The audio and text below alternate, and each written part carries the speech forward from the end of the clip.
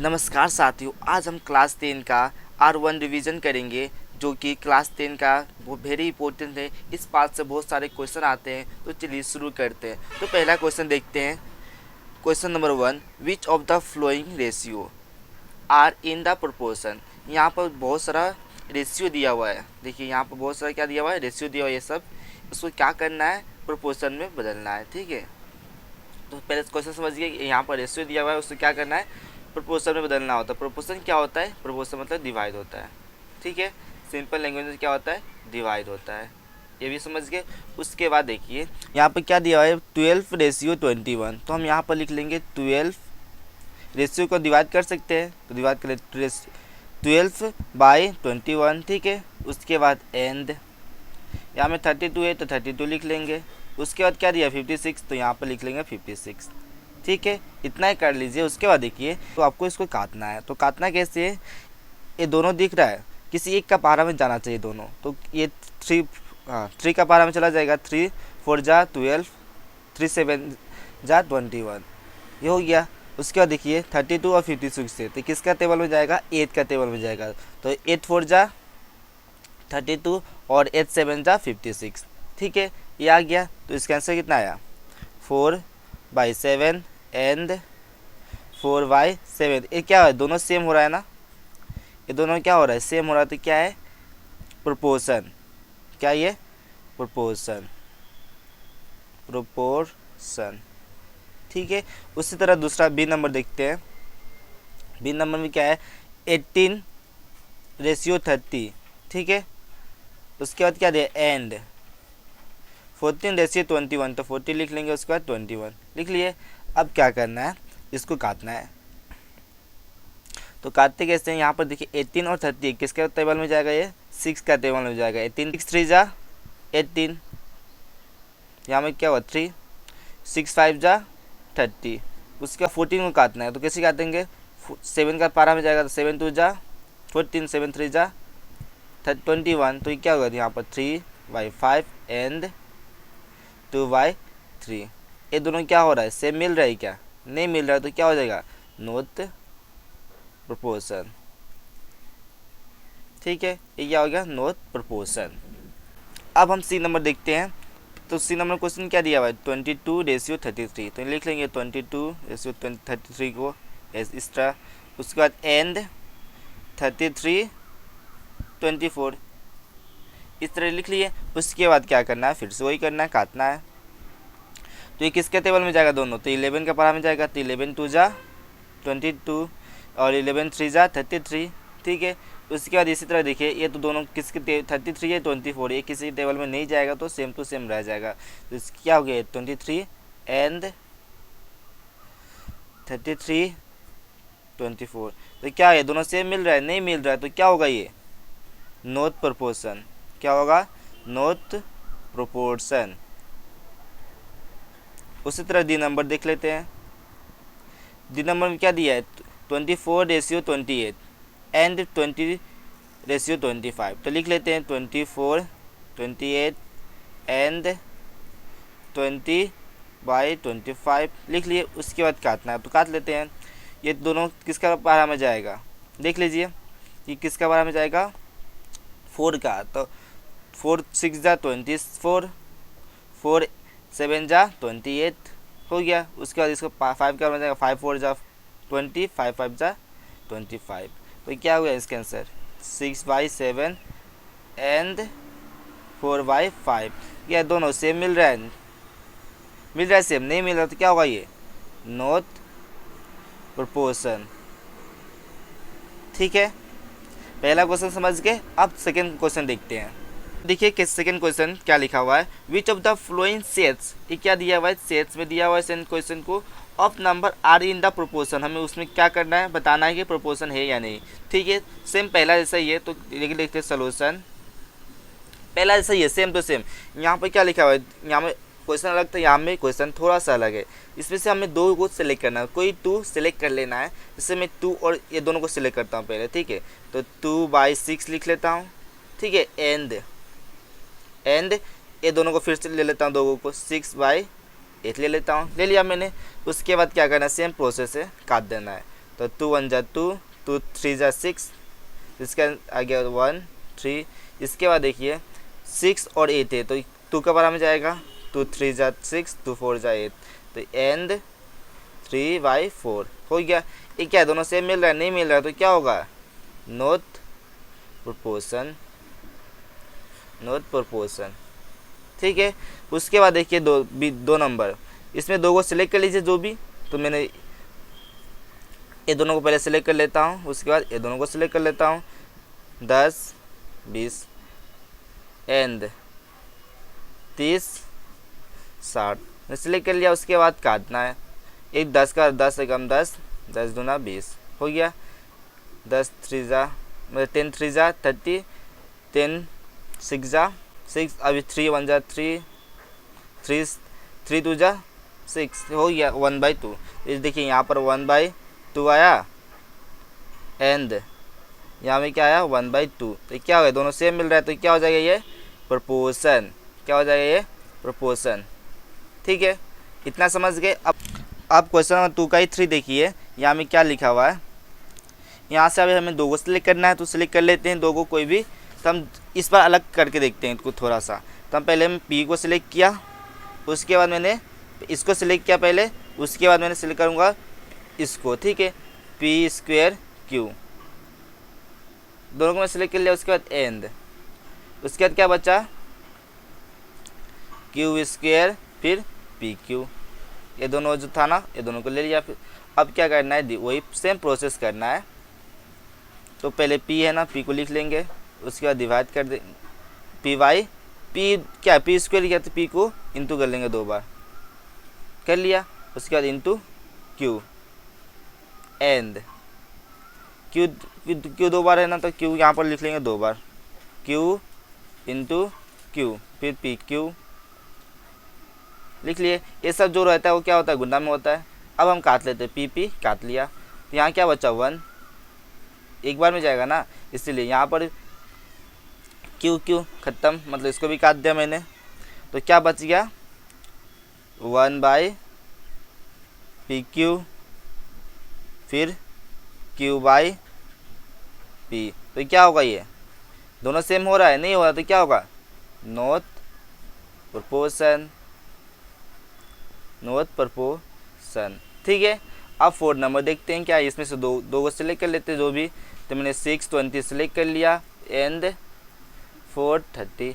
ठीक है, अब क्या करना है? दोनों को काट लेना है। तो ये कैसे कटेगा? 2 का पारा में कटेगा, तो 2 3 जा 6, 2 10 जा 20। उसके बाद देखिए 2 2 जा 4, पारा 15 बार पढ़ने से क्या होता है? 30 आ जाता है। ठीक है, अब लिख लेते 3 10 एंड 2/15। ये दोनों सेम आ रहा है क्या? नहीं आ रहा, तो क्या होगा? ये क्या होगा? Not proportion, not proportion. ठीक है, इतना समझ गए। अब क्वेश्चन नंबर 3 देखते हैं। क्वेश्चन नंबर 3 में बोल रहा है फिल इन द ब्लैंक्स, हमें फिल इन द ब्लैंक्स करना है। क्वेश्चन नंबर 1 देखिए, एरिया ऑफ द सर्कल। एक क्या दिया? Area of circle. Area of circle ये क्या होता है? सर्कल। क्या होता है? ये सर्कल। इस बीच में क्या होता है? सेंटर। ये जो है लाइन, इसको बोलते हैं हम रेडियस। ठीक है, तो क्या बोला? एरिया पे सर्कल πr²। इसका फॉर्मूला क्या होता है? πr²। तो यहाँ पर क्वेश्चन पूछा है इफ़ ए, जब एरिया इंक्रीज होगा, ठीक है, तो देन आर क्या होगा? तो भी क्या होगा? जब एरिया इंक्रीज होगा तो आर भी क्या होगा? इंक्रीज होगा। ठीक है, increases.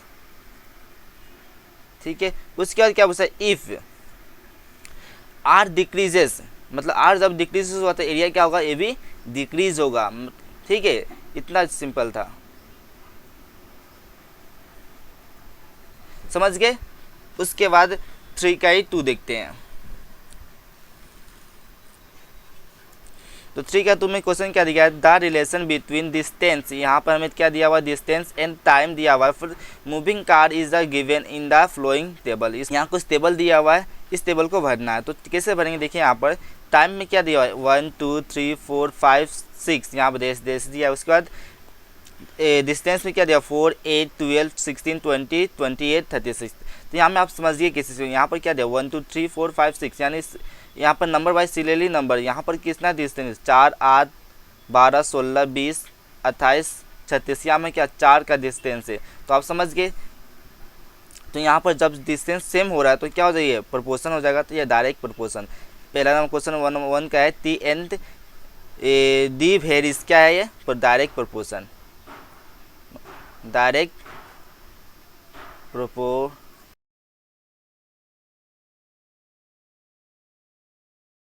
T and the values क्या है, डायरेक्ट प्रोपोर्शन। कैसे, देखिए यहाँ पर सब टू सीरियल बाई 1, 4, 2, 8, मतलब सीरियल बाई में जा रहा है, दोनों प्रोपोर्शन है इसीलिए।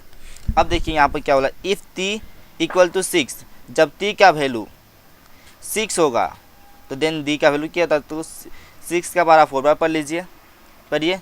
6 1 जा 6, 6 6 जा 12, 6 3 जा 18, 6 4 जा 24, तो आंसर आ गया 24। तो यहाँ क्या होगा 24। अब देखिएगा यहाँ पर 28 है, ठीक है। तो हम क्वेश्चन नंबर 3 देखते हैं। इफ़ डी, क्या बोला, इफ़ डी 28, तो डी का वैल्यू कितना दिया 28, तो टी यानी टाइम बताना है। तो कैसे बताएंगे, उससे डिवाइड कर लीजिएगा, 28 डिवाइड 4, तो कितना आएगा, 4 का बार में 28 कितना बार में आता है, 7 बार में। कितना बार आएगा यहाँ, 7 बार में। यहाँ में कितना होगा, 7 होगा। उसके बाद देखिए इफ़ डी इक्वल टू 36, जब डी 36 होगा तो टाइम कितना होगा, ये भी बताना है। उसके बाद देखिए यहाँ पर 36 है, यहाँ पर 8 है, तो यहाँ क्या होगा 9 हो जाएगा, ठीक है। पूरा सिंपल था। अगर आपको ये समझ में आया तो प्लीज़ बोलिएगा, अगर कुछ डाउट है तो प्लीज़ कमेंट में बोल दीजिएगा ताकि मैं आपको अच्छे से समझा सकूँ। तो यहाँ पर क्या हो जाएगा 9, बहुत ही सिंपल था।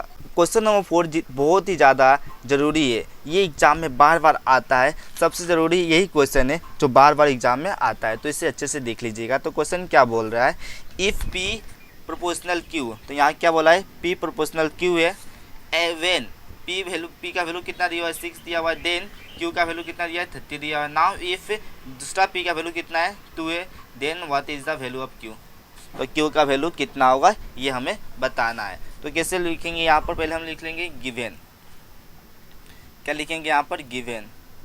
तो गिवन में क्या दिया हुआ है, पी प्रोपोर्शनल क्यू दिया हुआ है। उसके बाद यहाँ पर क्या बोला, पी का वैल्यू कितना बोला है 6 एंड क्यू का वैल्यू कितना है 30, ये दिया हुआ है। उसके बाद यहाँ पर क्या बोला, पी, यहाँ पर पी का वैल्यू कितना दिया 2 दिया, तो इसको हम P2 मान लेता हूँ, ठीक है। तो P2 का वैल्यू कितना है 2 एंड क्यू, अब हम क्यू को क्या मान लेता हूँ, Q2 भी मान लेता हूँ। तो Q2 का वैल्यू दिया कितना है, नहीं दिया हुआ, तो क्या होगा ये क्वेश्चन मार्क, ये हमें निकालना है। Q का वैल्यू हम निकालना है, तो कैसे निकालेंगे देखते हैं। तो अकॉर्डिंग टू क्वेश्चन, ठीक है।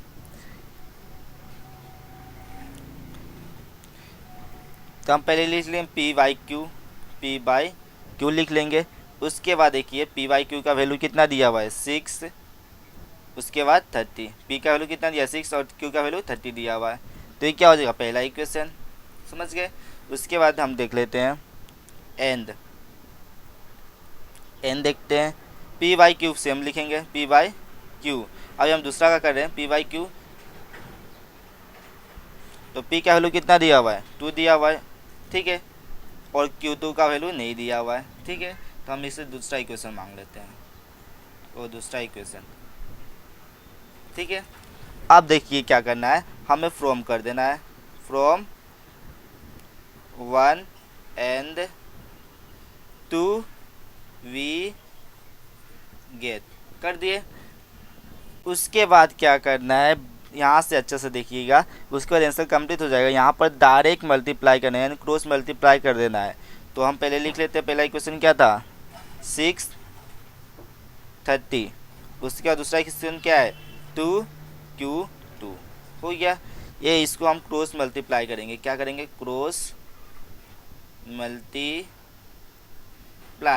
ठीक है। क्या करेंगे क्रॉस मल्टीप्लाई, क्रॉस मल्टीप्लाई क्या होता है, ऐसा जाएगा फिर ये ऐसा जाएगा, ठीक है, समझ गए, ऐसा होता है क्रॉस मल्टीप्लाई। तो हम क्रॉस मल्टीप्लाई करते हैं, यहाँ पर 6Q2 क्या हो जाएगा, यहाँ पर ये ऐसे कर दिया मैंने 6Q, उसके बाद बराबर यानी इक्वल, यहाँ पे 32 जा 60, ठीक है, इधर जाएगा तो क्या इंटू हो जाएगा, तो क्या होगा 60 हो गया।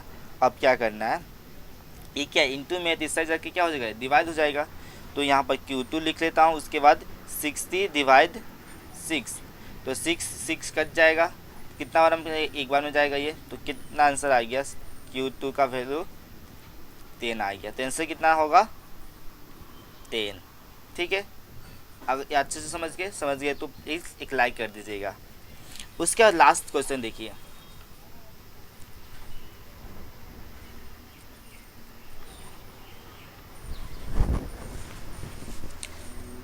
ये देखिए question number 5, the value of the y in the blank space of the flowing table is, यहाँ पर एक टेबल दिया हुआ है। ठीक है, x का वैल्यू देखिए 1 2 4 8 दिया हुआ है, y का वैल्यू कितना दिया हुआ है 32 16 18। तो हम इसे कैसे निकालेंगे, तो एक फॉर्मूला है इसके निकालने के लिए। ठीक है, इसका फॉर्मूला का नाम है एसोसिएटिव,